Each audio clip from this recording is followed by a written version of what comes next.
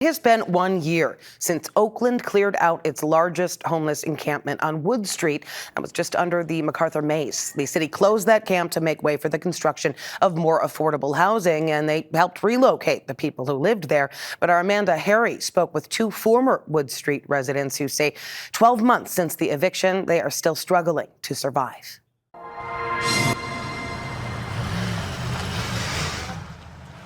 Once home to more than 200 people, the Wood Street encampment is now a shell of what it once was. Lamonte Ford says he helped build it. At first it was nothing.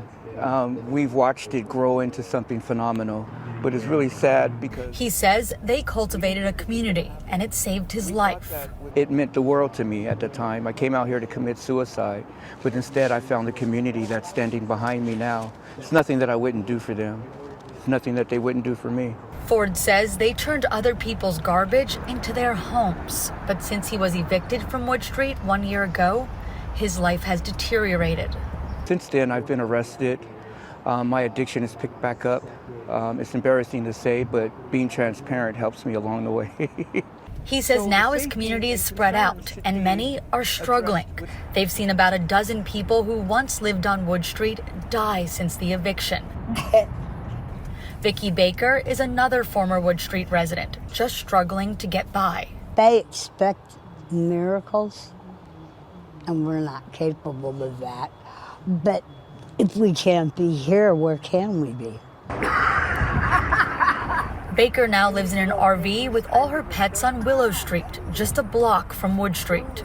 Somebody had told me this was how I was going to spend my retiring years. I'd have laughed. She says she doesn't feel safe anymore. She doesn't leave her RV after dark, and she wishes this wasn't her reality. I didn't choose this. Some people have. It was not my choice. I would love to pay rent. I really would. To have anything available for us after this. Ford walked through what is now left behind on Wood Street, disappointed by what he saw. The blight that you see, yeah, it sickens me. But what are we going to do with it? A lot of it is illegal dumping. Ford says the city doesn't provide the encampments with dumpsters to dispose of their waste.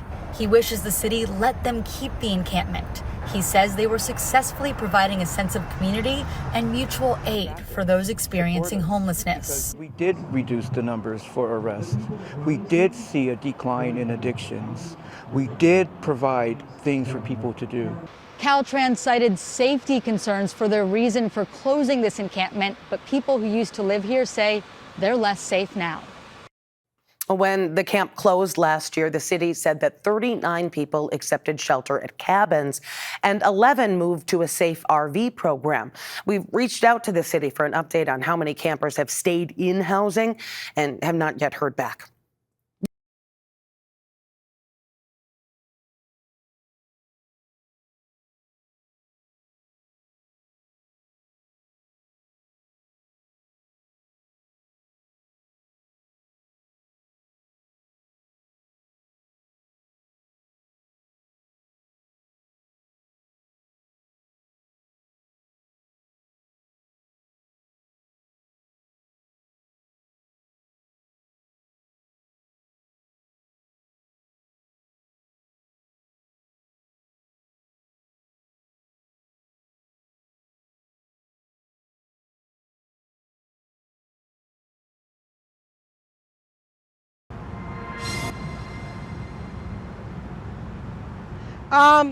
I've been around Wood Street now for about 10 or 12 years.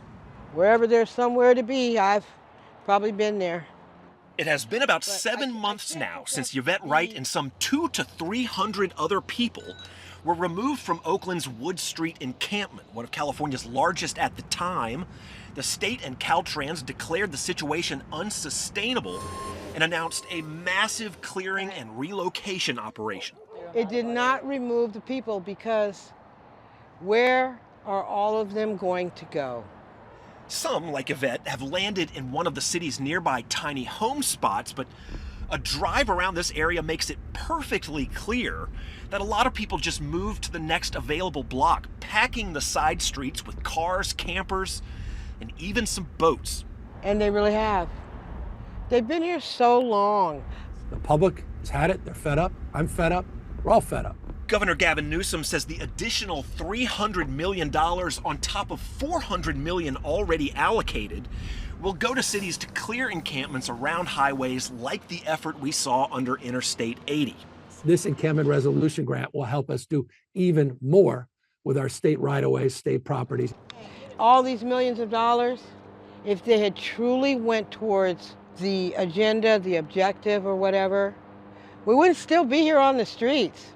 The Wood Street operation may have cleared the Caltrans land, but it certainly did not bring long-term answers for all of those shuffled beyond the property line. So what will change now? I can't say exactly what the solution is. Some people belong inside. Some people don't really want to be inside. So what do you do for those people? That's a good question. It's a very difficult situation. So there's going to be more money, but is that going to produce more results or something beyond what we have seen out here on Wood Street over the last couple of months? If that's the question that you are asking at home, you should know that's the same question a lot of people are asking out here.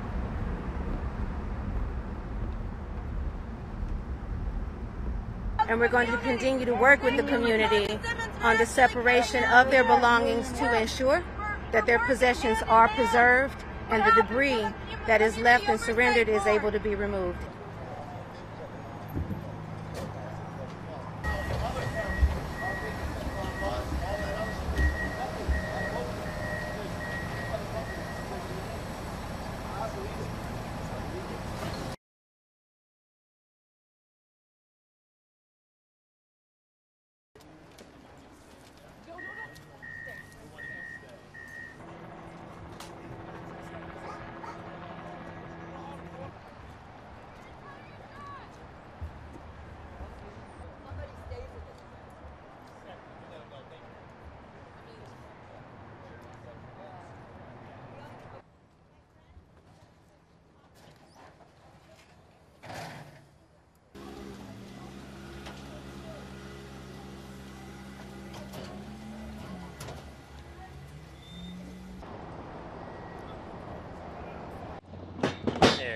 But it's kind of a long story, you know, and so we didn't know exactly when they were going to bulldoze the place. With limited time and the help of a few volunteers, these were Matt's final hours to get out of this RV or find a way to move it. So I'm trying to empty everything out of there before they crush it, you know, because I mean, 2 hours notice is not long enough to get a camper. Not far away, Caltrans had descended in force with a swarm of workers and heavy equipment hauling away what took years to accumulate. For those still left in this area, the message was clear. We're gonna get this RV going though, yeah. And so most of the stuff will be saved.